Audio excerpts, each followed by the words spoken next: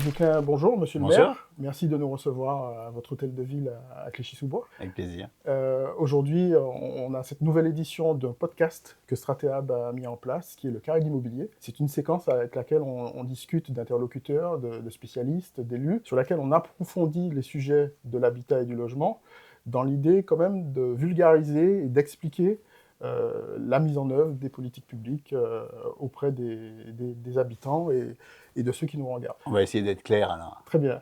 Olivier Klein, alors vous avez un parcours qui est très riche. Vous êtes maire de Clichy-sous-Bois depuis 2011, avec une interruption entre 2022 et 2023, période à laquelle vous avez été ministre délégué à la ville et au logement. Vous avez été délégué interministériel à la lutte contre le racisme, l'antisémitisme et la haine anti-LGBT. Vous avez été également président de l'ANRU et également au conseil de surveillance de la Société du Grand Paris. Oui, très belle fonction. C'est un parcours assez exceptionnel. Oui, et puis surtout, j'aime à rappeler que mon seul et unique métier, c'est d'être professeur. Professeur de physique-chimie. Le reste, ce sont de très belles fonctions que j'ai eu l'honneur d'exercer ou que j'exerce encore. Alors, qu'est-ce qui vous a plongé dans l'investissement de la vie publique, voire de la vie politique? Quel a été le déclic pour vous? Racontez-nous un peu votre histoire. Alors, mon histoire, elle est très liée à Clichy-sous-Bois. Moi, j'habite cette ville depuis que je suis né. Depuis 1967, mes parents ont acheté sur plan dans la copropriété du Chêne Pointu en 66 pour quitter leur petit appartement parisien avec les toilettes sur le palier, enfin ce qu'on pouvait connaître dans les années 60, dans le 10e arrondissement, pas très loin de la République, quelque chose de pas très sympathique. Et c'était pour eux une vraie progression de venir s'installer être copropriétaire à Clichy-sous-Bois avec toutes les aménités qu'on pouvait espérer. Et puis mon père faisait de la politique, enfin il s'est engagé petit à petit à travers les associations de parents d'élèves, puis il a été élu local, membre du Parti communiste. Et puis quand on a son père qui fait de la politique, soit ça dégoûte, ce qui est un peu le cas de mes enfants d'ailleurs, soit ça donne envie de s'investir. Moi j'adore Clichy-sous-Bois, c'est une ville que j'ai vue grandir, que j'ai vu aussi dans de grandes difficultés. Et puis, des raisons un peu internationales aussi. Moi, je me suis engagé quand j'étais jeune, lycéen, pour la libération de Nelson Mandela, pour la cause palestinienne, enfin des choses qui m'ont donné envie de m'investir, toujours vers les plus fragiles. Et puis, je suis resté clichois. Cet engagement a fait qu'un jour, je me suis présenté avec Claude Dillin aux élections municipales en 95. On a gagné ces élections municipales difficilement contre le Front National. C'était une belle victoire. Le Front National a failli gagner cette ville, on l'a oublié en 95. Et puis j'ai appris cette belle fonction d'élu local. Et puis en 2011, je suis devenu maire de Clichy-sous-Bois quand Claude Dillin est devenu sénateur. Parfait, très bien. Aujourd'hui, quel regard, en tant qu'acteur aguerri de la vie politique locale et même nationale, quel regard vous avez sur la situation actuelle de la France, sur un point de vue politique, économique, voire social? Alors moi, j'essaie de rester optimiste. Le président de la République, il a changé profondément, je crois, la vie politique d'une certaine manière, avec des réussites, des échecs, mais je crois au dépassement. Ici, notre équipe municipale, elle est de gauche, mais elle a toujours vécu de l'apport des uns et des autres, des militants associatifs, des militants politiques, des clichois. Donc moi, je crois à ça. C'est vrai qu'aujourd'hui, la situation politique, elle est complexe, parce que, on le sait tous, et je ne vais pas faire le commentateur politique comme on en voit trop sur les chaînes de télévision en continu, mais il n'y a pas de majorité à l'Assemblée nationale.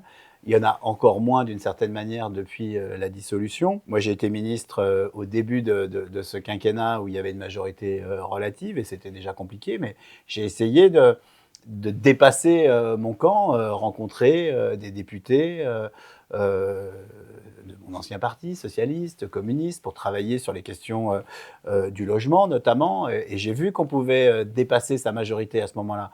J'ai confié une mission à un maire socialiste, le maire de Saint-Denis, Mathieu Hanotin, à Michel Luce, la maire de Mulhouse, pour parler de l'habitat insalubre. J'ai dépassé mon camp. J'ai parlé beaucoup avec Stéphane Peu, le député de Saint-Denis, avec des députés communistes, parce que c'est des gens qui sont comme moi attachés à bien vivre dans son logement, et donc j'ai essayé d'élargir. Donc moi, je crois à ce dépassement. Je crois aussi à la démocratie et aux partis politiques. Je pense que dans des moments aussi complexes que ceux qu'on vit aujourd'hui pour notre pays, avec aussi le danger du Front National, je crois qu'on se doit d'accepter de regarder ce que les autres pensent et de construire ensemble. Et je continue à croire à ce dépassement, même si c'est difficile, même si on le voit, les partis politiques sont encore très ancrés dans leur stratégie propre, plus d'appareils que l'intérêt des gens parfois. Mais je crois aussi en l'intelligence collective et à notre capacité à faire avancer, parce que le statu quo n'est pas possible. Et pas seulement dans le domaine du logement. Le statu quo n'est pas possible dans le domaine social, dans le domaine de l'éducation. Il y a plein de champs dans lesquels il faut continuer à investir pour l'avenir de ce pays. Et j'espère que les Français, d'abord, parce que c'est eux qui élisent, donneront les capacités à continuer à faire avancer et à faire vivre notre démocratie.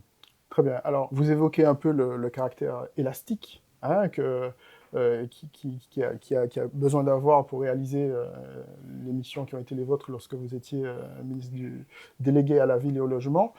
Quelle a été l'expérience la plus marquante? Quelles leçons tirez-vous de cette année passée au ministère sur cette problématique que vous connaissez très bien, que vous avez pratiquée notamment ici à Clichy-sous-Bois?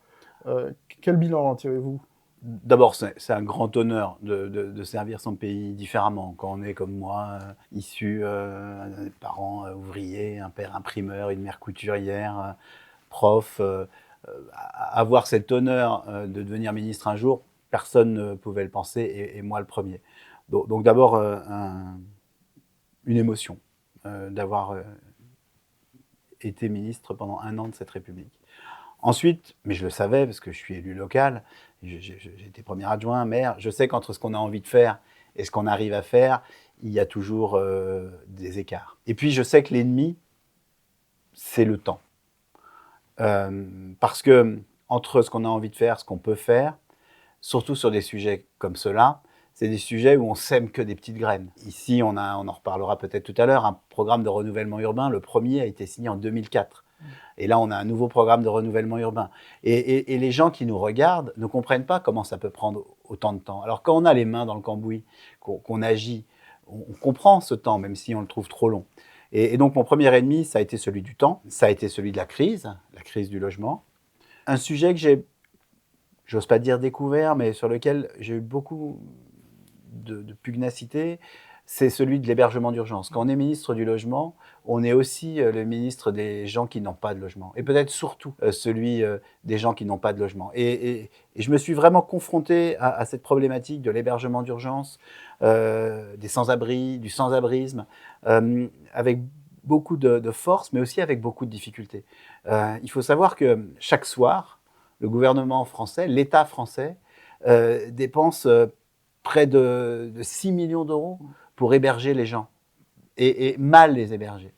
Et ce problème du mal logement, il ne concerne pas que ceux qui sont sans abri et qu'on peut voir dans nos rues. Ce kyste qu'est le mal logement, il rejaillit sur toute la politique du logement. Et donc, c'est pour ça que j'ai relancé un plan logement d'abord, etc. Donc il y a ce sujet-là. Il y a le sujet énergétique, les passoires thermiques. Oui, je comprends. J'entendais encore ce matin à la radio quelqu'un qui est propriétaire d'un petit appartement parisien qui a mis ses économies pour pouvoir le mettre en location, mais la dame expliquait qu'elle était en F ou en G, je ne sais plus, et que bientôt elle ne pourra plus le mettre en location, et elle ne comprenait pas. Alors elle a raison de s'inquiéter, parce que c'est son bien.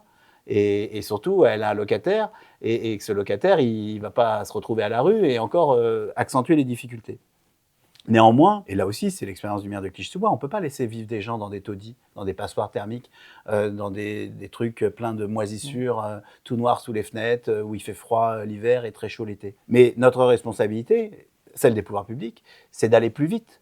D'aller plus vite, plus loin, sur MaPrimeRénov', simplifier, accélérer, modifier les règlements des copropriétés. Ça fait partie des missions que j'avais données aux réflexions de la mission Hanotin-Lutz, parce qu'aujourd'hui, il suffit une copropriété, c'est très compliqué, on le sait. Il faut une majorité, un quorum d'abord pour l'Assemblée générale, une majorité, voter les travaux, regarder le reste à charge. Et si on n'est pas capable de simplifier les choses, de donner plus de pouvoir aux copropriétaires habitants qu'aux copropriétaires bailleurs, en tout cas je le crois, mais aussi de mieux les aider financièrement, de trouver des modes de préfinancement pour qu'on puisse démarrer les travaux, parce que les copropriétaires, ils payent plus facilement s'ils voient les choses changer. Et donc c'est tout ça que j'ai essayé de faire, de travailler au Conseil national de la refondation, le CNR, auquel j'ai été très attentif, qui m'a peut-être aussi mis en échec, parce que quand on fait travailler des spécialistes du logement social, de la promotion, ensemble pendant 6 mois, ils ont des idées, et c'est tant mieux, c'était l'objectif, et qu'on n'arrive pas à cranter suffisamment d'actions après CNR, c'est vrai qu'il y a eu, à la fin du CNR, un sentiment de frustration de tous les acteurs du CNR du logement. Et la frustration, parfois, ça rejaillit sur la colère et sur le sentiment que le ministre était impuissant.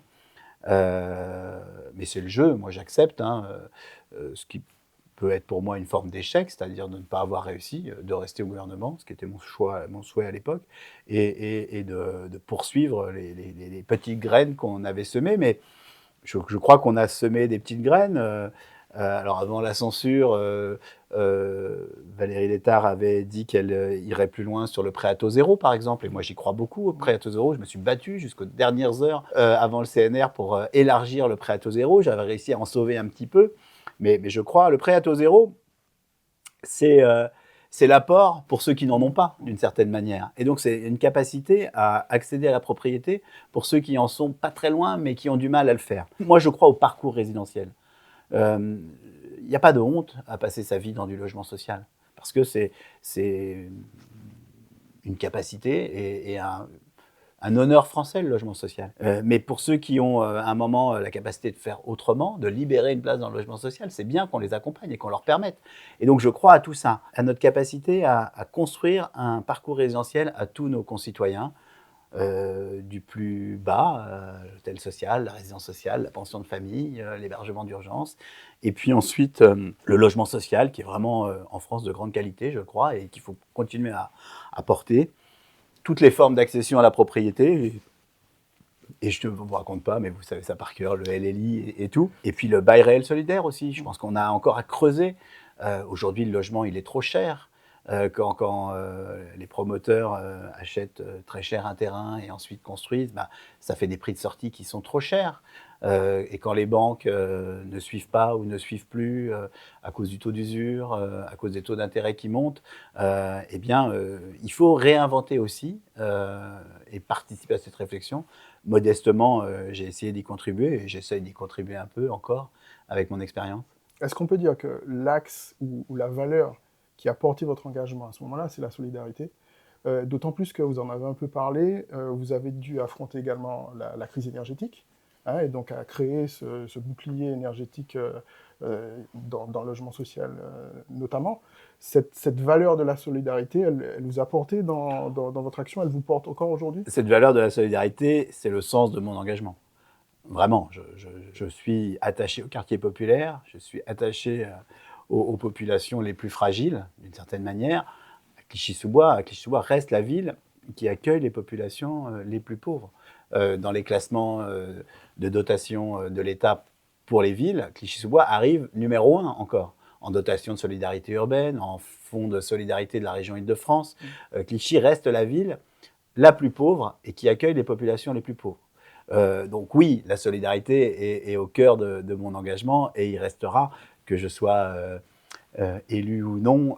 J'espère avoir longtemps la force de militer pour les plus fragiles. Restons un petit peu sur cette expérience ministérielle. On dit souvent que le logement est mal compris de Bercy, où la situation financière régule quelquefois et empêche une mise en place ou un portage politique d'un projet comme celui de l'habitat et du logement en France. Comment vous avez vécu cette relation avec Bercy?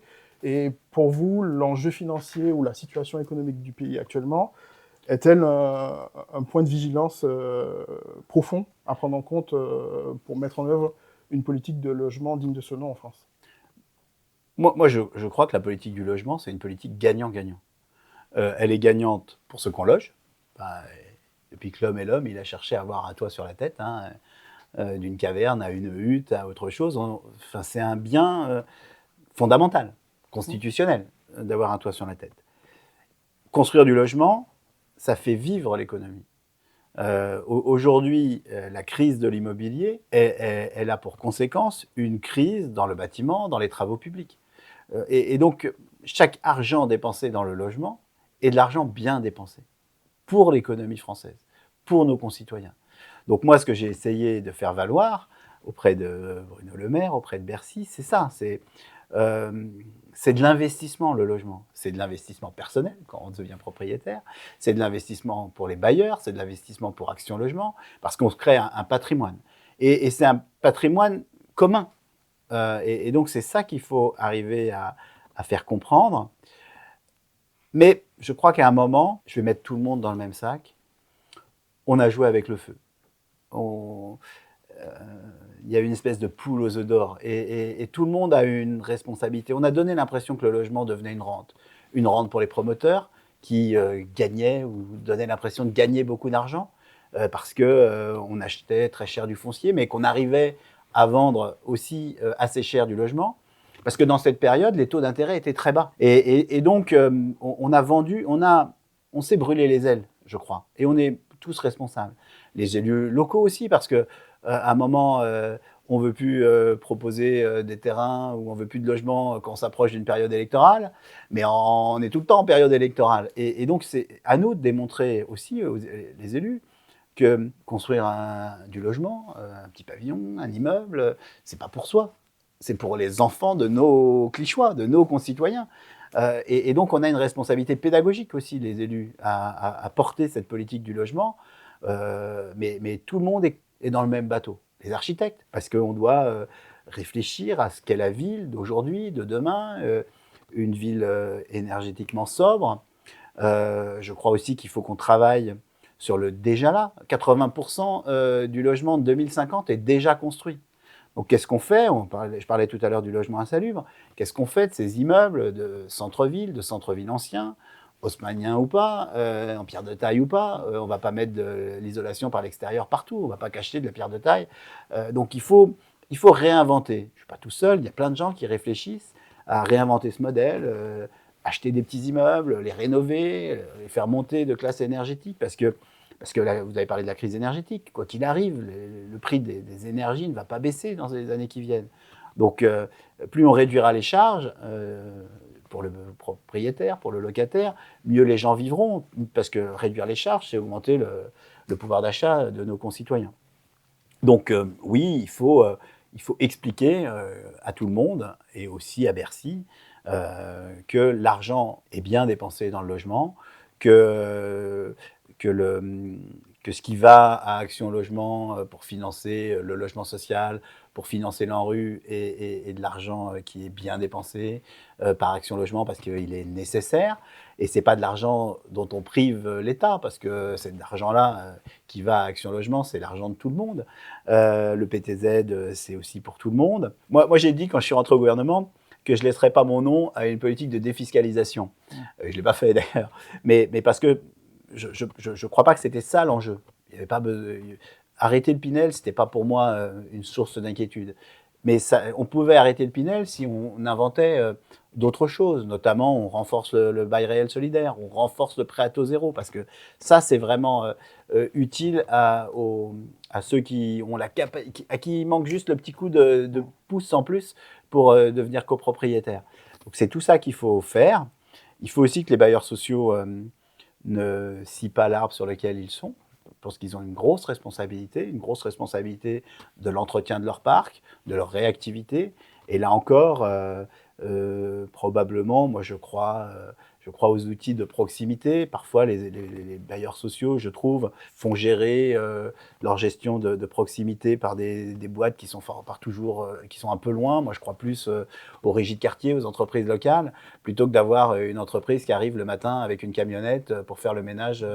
Voilà, il faut des gardiens, il faut que l'exonération de TFPB des bailleurs sociaux soit vraiment utilisé à l'euro près, au centime près dans la ville, qui se prive de sa taxe foncière sur le foncier bâti. Il ne suffit pas de dire à un maire si, monsieur le maire, on fait du surentretien pour que ça se voit. Et donc, on a tous une responsabilité, et nous, les élus locaux aussi, bien sûr.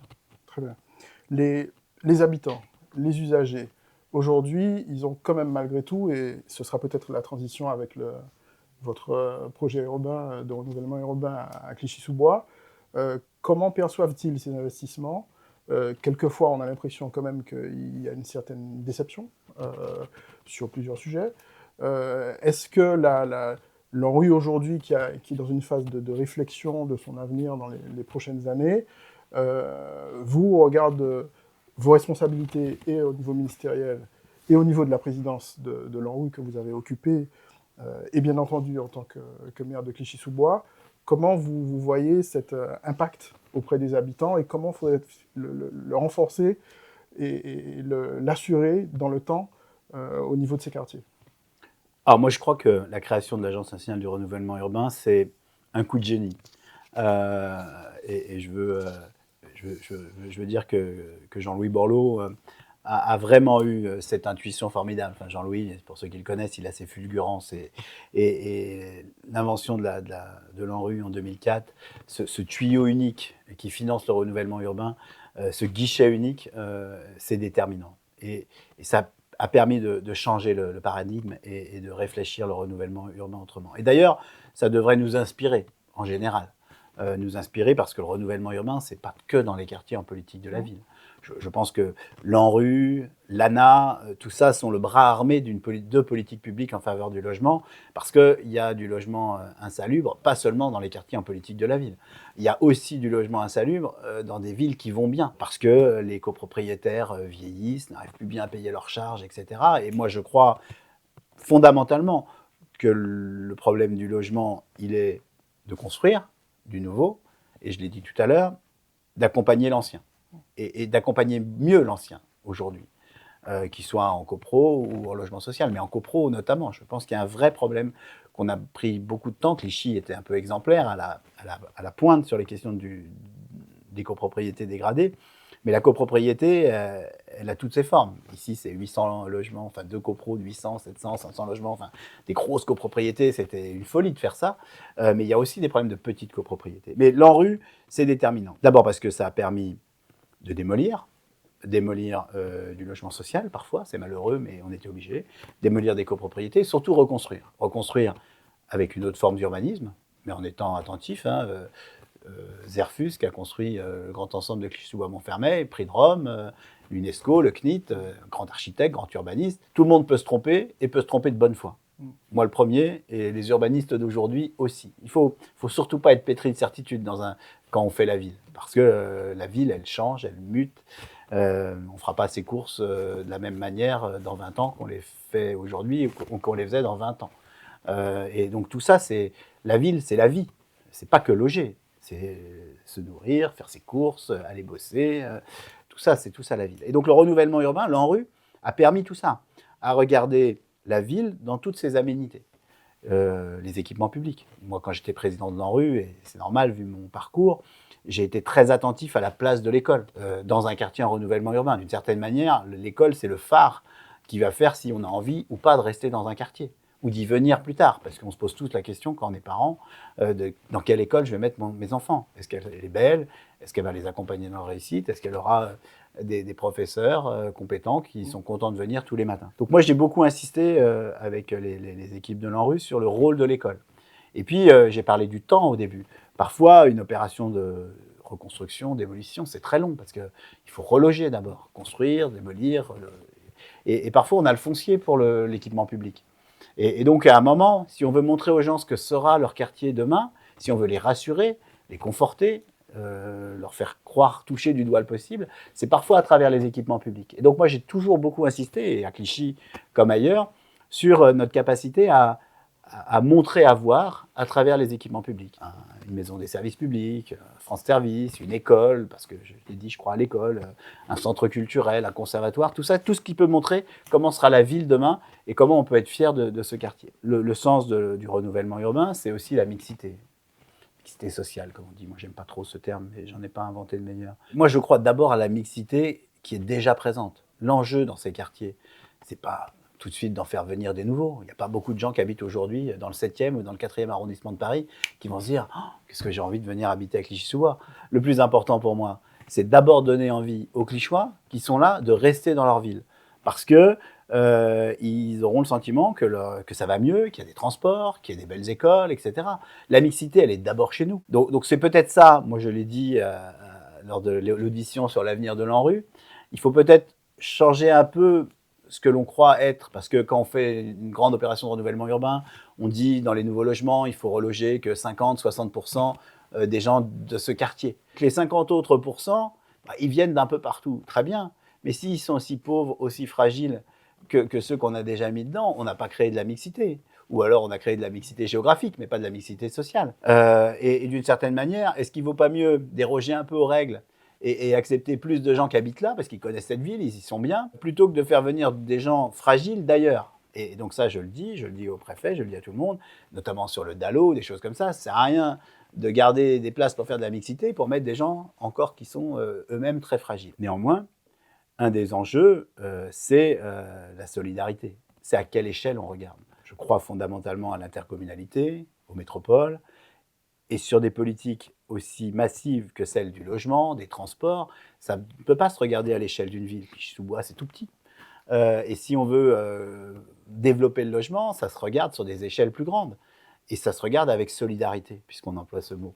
Ça ne marche pas, l'égoïsme. Le chiffon rouge qu'on agite quand on parle du logement social dans certains endroits, moi je crois à la loi SRU, à toute la loi SRU. Je crois que ce n'est pas une loi punitive. Moi je l'ai dit quand j'étais ministre, j'ai essayé de convaincre, non pas plus avec un bâton de pèlerin qu'avec un bâton de gendarme pour taper. Le logement social, c'est le logement de tous. Moi j'ai vécu dans du logement social, mes parents, parce qu'ils n'ont pas réussi à rester copropriétaires, comme d'autres au Chêne-Pointu, parce qu'il y avait trop de charges de copropriété à payer, qu'ils n'y arrivaient plus. Ils ont eu la chance de pouvoir être accueillis dans le logement social. Sinon, je ne sais pas où on aurait vécu. Et donc, moi, je crois à ce logement social et j'espère encore convaincre toujours mes collègues que le logement social, il peut être beau, parce que c'est souvent de grands architectes qui réfléchissent au logement social. Il n'est pas la source de difficultés. Je crois qu'une copropriété fragile, c'est plus compliqué à redresser que du logement social. Et donc, il faut regarder cette politique du logement sur une échelle plus grande. Il faut que tout le monde construise, il faut construire plus vite, il faut construire bien, il faut construire écologique, il faut être attentif à l'imperméabilité des sols. Enfin, on peut tout gérer, c'est compliqué, mais j'y crois. Et donc, cette politique de renouvellement urbain, elle est faite de choses emblématiques. Il y a des quartiers qui ont été profondément changés, des gens qui vous raconteront leur histoire avant, après. Mais je pense qu'il faut aussi la réinventer parce que le renouvellement urbain de 2004, avec la fulgurance de Jean-Louis Borloo, ne peut plus être la même 20 ans après. Il faut réinventer parce que ce qu'espérait Jean-Louis avec l'exemple de Valenciennes, qui était le sien, c'est que quand c'était fini. La réalité du renouvellement urbain, c'est que c'est jamais fini. Et moi, je crois à un ANRU qui dure. Je ne crois pas, à titre personnel, et je l'ai dit, à un ANRU 3. Je pense qu'il faut maintenant qu'on a fait 2 ANRU. Il faut se donner les moyens, avec Action Logement, avec la Caisse, avec tous nos partenaires, avec l'État, bien sûr, d'avoir une prolongation douce. Parce que quand on a fini un quartier, il y a un autre quartier, il y a une ville d'à côté. Quand je dis à mes camarades maires qu'ils doivent être solidaires, ce n'est pas seulement pour la ville d'à côté, c'est aussi pour eux. Il n'y a pas d'imperméabilité, il n'y a pas de frontière. La fragilité d'une ville, elle est forcément pénétrante dans la ville voisine, à travers ses gares, à travers ses commerces, enfin, etc. Quand une ville se paupérise, il ne faut pas penser que ça s'arrête à la frontière de la ville. La paupérisation, elle peut s'étendre. La fragilité, elle s'étend. Donc c'est ensemble, je crois, qu'il faut regarder encore plus ces politiques à l'avenir. Et un ANRU 3 qui referait une liste de quartiers, etc., il faudra probablement y passer un peu. Mais je pense qu'il faut inventer un peu de souplesse avec la force d'Action Logement, avec les compétences d'Action Logement, avec la très grande compétence acquise à l'ANRU, avec un partenariat encore plus intriqué avec l'ANA, parce qu'on ne peut pas séparer, d'ailleurs on ne le fait pas, avec le partenariat des régions, avec le partenariat des départements, des métropoles, des intercos. Tout ça doit continuer à mieux travailler ensemble pour avoir une réflexion. Il ne suffit pas de faire un CRHH pour la région Île-de-France ou un SCOT pour que ça marche. Ce n'est pas qu'une histoire de plan et de planification, la politique du logement ou la politique des transports. C'est une volonté politique. Entre ce qu'on écrit dans un schéma régional de l'habitat et de l'hébergement d'urgence et ce qu'on fait, il y a souvent trop d'écart. Gardons l'axe de la solidarité, gardons l'axe du renouvellement urbain, et malheureusement, cette tragédie à Mayotte, donc Mayotte a été touchée par cet ouragan Chido à la mi-décembre. Vous avez eu l'occasion de vous rendre à Mayotte lorsque vous étiez ministre délégué à la ville et au logement. Vous y êtes resté plusieurs jours. Aujourd'hui, comment vous vivez cette catastrophe qui s'est abattue sur Mayotte, et à votre avis, quelle perspective, modestement peut-être, voyez-vous pour déjà traiter l'urgence et puis s'embarquer dans un renouvellement Je la vis d'abord avec beaucoup d'émotion, vraiment. Et vraiment redire aux populations qui vivent à Mayotte, quelles qu'elles soient et d'où qu'elles viennent, ma très grande solidarité et ma très grande émotion. J'ai même eu l'honneur d'aller à Mayotte avant d'être ministre comme président de l'ANRU, puisque l'ANRU a signé des conventions avec différents quartiers de Mayotte, alors des conventions qui sont différentes de celles qu'on peut signer sur le territoire hexagonal. Hein. C'était essentiellement de l'aménagement, de l'assainissement, enfin des choses un peu différentes, et de la réflexion aussi sur la construction durable, le construire avec les habitants, parce qu'on ne peut pas faire le bonheur des gens sans eux. En politique de la ville, encore moins qu'ailleurs. Pour avoir écouté aussi les populations mahoraises, celles qui habitaient ou qui habitent dans les bidonvilles, on ne peut pas se contenter de se dire on va faire un petit immeuble comme on fait chez nous et tout va marcher. Parce que c'est plus complexe que ça. La case, le bidonville, c'est la suite de la case d'une certaine manière, et sans du tout être péjoratif, hein, y a aussi des qualités dans cette forme d'habitat. On a son petit coin de jardin, etc. Mais il y a aussi des choses insupportables. Moi, j'ai vu des spaghettis de fils électriques partout, des gamins qui étaient dans l'eau, enfin, et pour un département français, des choses qu'on ne pouvait pas accepter. La première fois que j'étais à Mayotte, il venait d'y avoir un orage important, et il y avait eu un glissement de terrain. Et il y avait eu 5 ou 6 morts dans un banga, dans un bidonville. Et j'avais vu ces maisons qui avaient été emportées par l'eau, hein, pour ceux qui connaissent Mayotte. Hein, enfin, il y a ou des bidonvilles sur la mangrove ou des bidonvilles dans les hauteurs, là, sur des terrains très escarpés, et quand il pleut fort. Il faut vraiment réinventer très vite une politique de logement. Le Premier ministre l'a dit. Il y avait déjà un plan Mayotte 2030, hein, qui était notre feuille de route. Et là, il faut repenser cette feuille de route. Moi quand j'étais à Mayotte, mais modestement, il y a une agence foncière, il y a une agence d'aménagement qui travaillent ensemble, il y a des élus. Je pense qu'il faut vraiment écouter les élus, écouter les habitants. Il faut trouver un processus constructif rapide, avec du préconstruit, préfabriqué, des containers, que sais-je, pour pouvoir inverser la tendance. Et il faut se donner les moyens de réaliser très vite de l'habitat. Moi, j'ai visité, la dernière fois que je suis venu, lorsqu'on procédait aux destructions des bidonvilles avec Gérald Darmanin, un lieu construit en container qui accueillait trop peu de familles. Mais je crois que c'est ça qu'il faut faire. Et le container, ce n'est pas dévalorisant dans ma bouche, et ce n'est pas une fin en soi, mais c'est une étape que je crois nécessaire. Je dis container pour simplifier les choses, hein. Il y a de l'habitat préconstruit. Je pense qu'on ne pourra pas tout réaliser sur site, il faudra amener. Et puis c'est aussi, et là encore, c'est du gagnant-gagnant.